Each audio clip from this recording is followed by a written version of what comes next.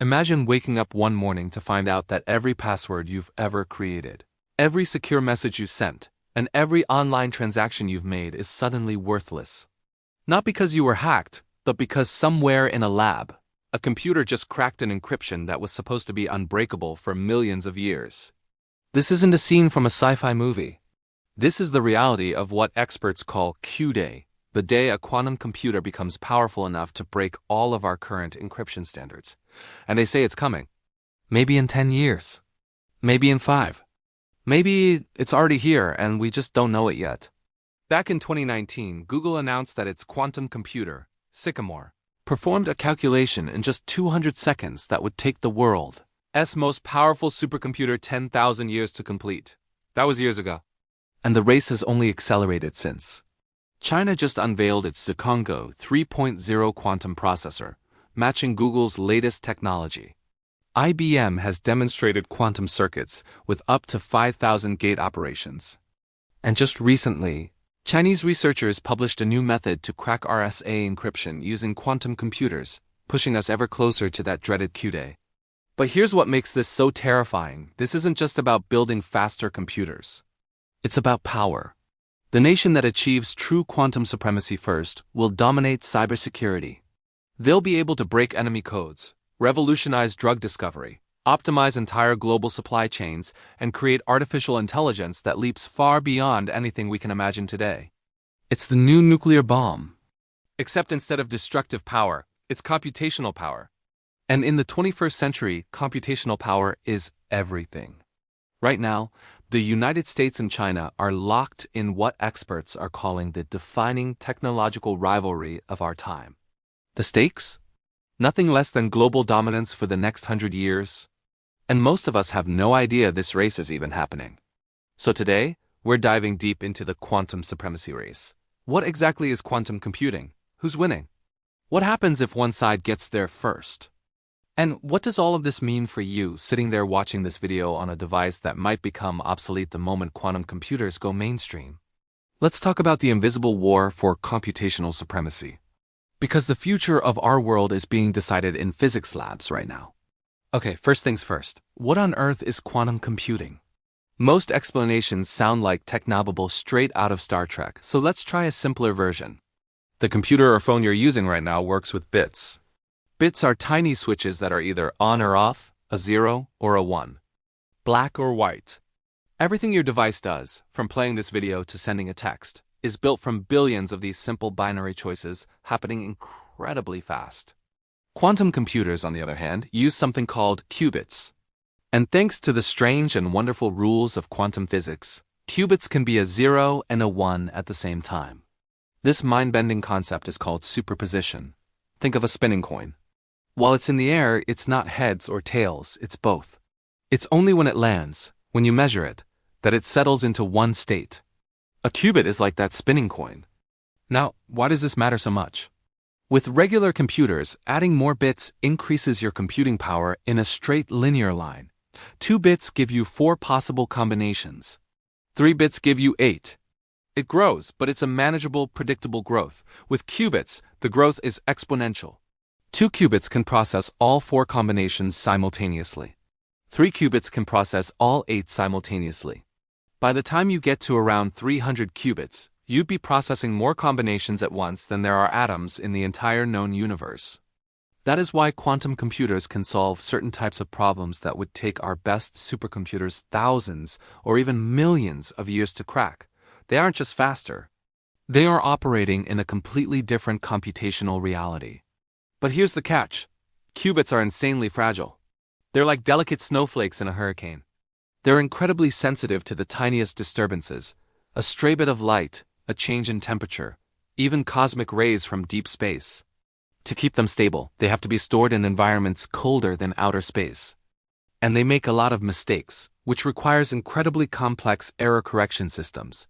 That's why building a practical, useful quantum computer is one of the hardest engineering challenges humanity has ever faced. And it's exactly why the race to build one is so incredibly intense. So who are the main players in this high-stakes race for quantum supremacy? The 2 heavyweights in the ring are, without a doubt, the United States and China. These 2 superpowers are investing more money, have the most advanced prototypes, and view quantum computing as a matter of urgent national security. But they aren't the only ones. China's investment in quantum tech is nearly double that of the entire European Union and triple that of the United States in terms of public funding. And behind those three, you have about 20 other countries all trying to get a piece of the action. Let's break down the major teams. In the United States, the charge is led by private sector innovation. You have Google's Quantum AI division, which famously achieved quantum supremacy back in 2019 with its Sycamore processor.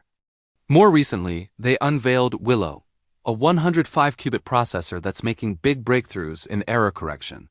Then you have IBM, a longtime pioneer in computing, which is pushing the boundaries with its Quantum Heron processor. They've successfully built machines capable of running complex circuits with up to 5,000 operations. Microsoft is taking a completely different, high-risk approach with something called topological qubits. And companies like Honeywell are making huge strides with a different method called trapped ion technology. The strength of the US approach is this vibrant, diverse ecosystem. You have different companies trying different things, collaborating, and taking big risks for potentially huge rewards, all backed by government funding like the National Quantum Initiative Act. China, on the other hand, has a much more centralized, government-led strategy. In 2016, the country launched a massive national megaproject for quantum technology with the goal of achieving major breakthroughs by 2030.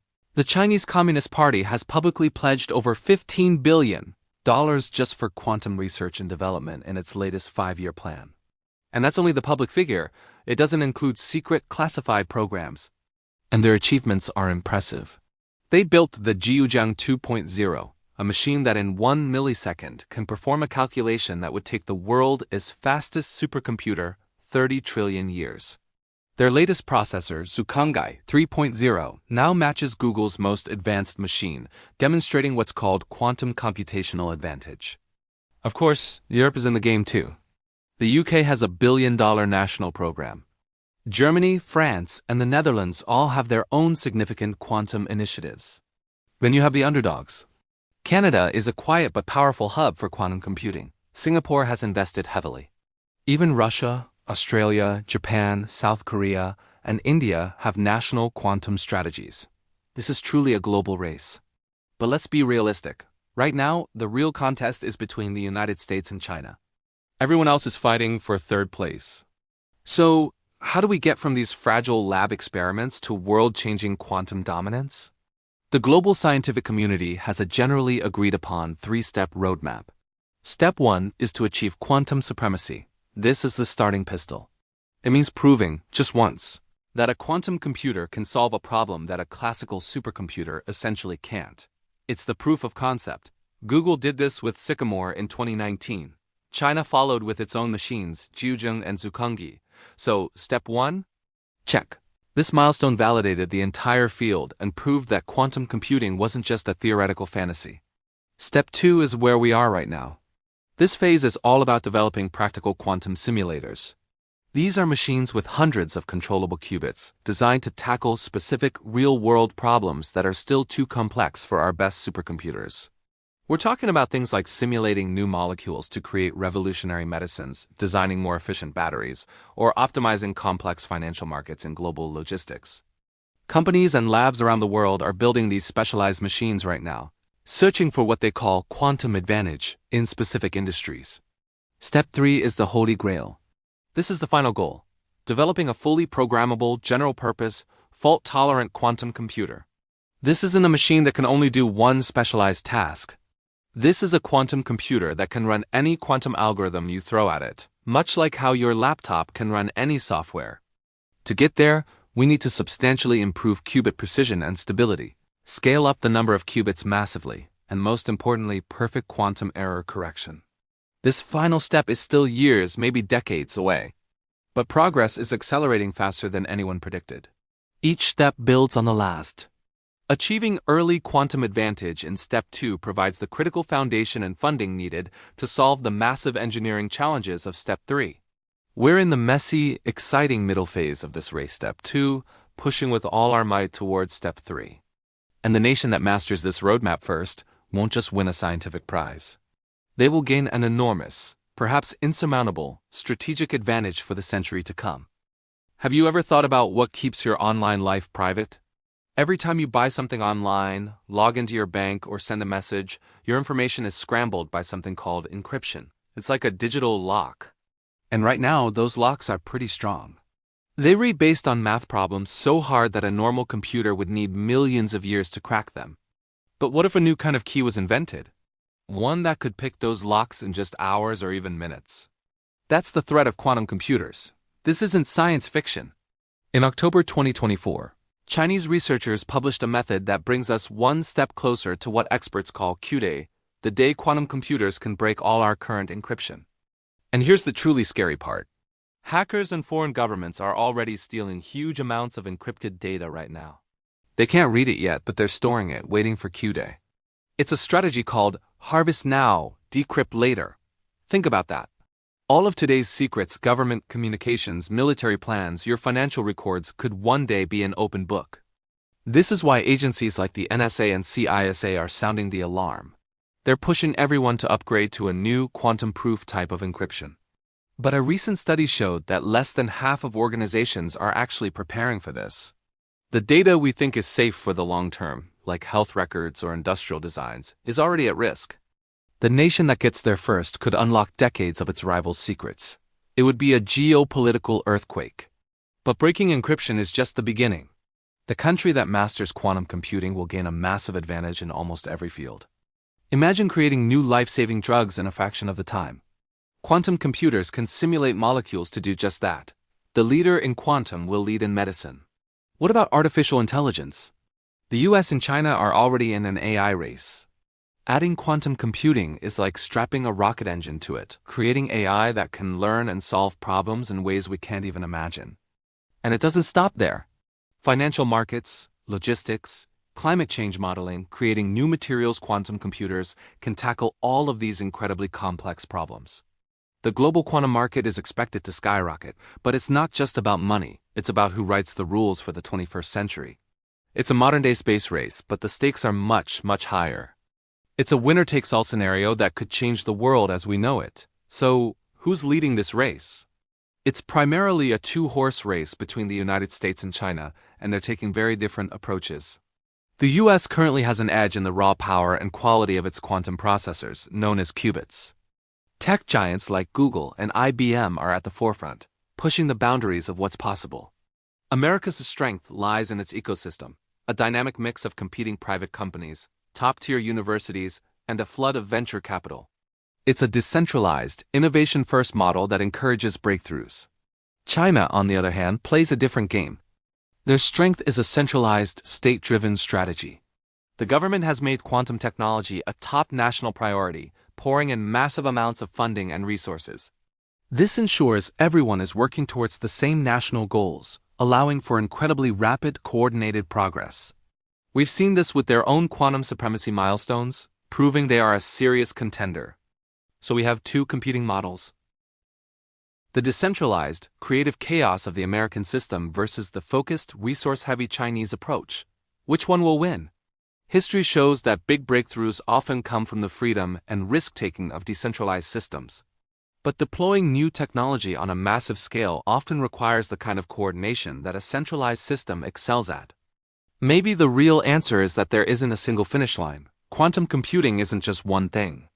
It's a whole family of different technologies. The race to quantum supremacy isn't just about building a single, all-powerful machine. It's about building an entire future. And right now, the blueprints for that future are being drawn up in a contest that will define our century. While the military side is frankly terrifying, the non-military benefits of quantum supremacy are just as profound.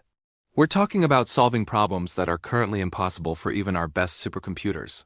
Take medicine.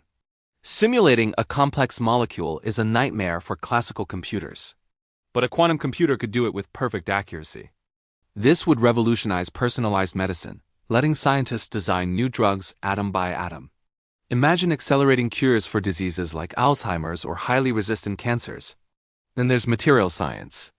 Quantum simulations could help us discover room-temperature superconductors, which would solve the world's energy efficiency problems overnight. Or we could create revolutionary new materials for aerospace and manufacturing.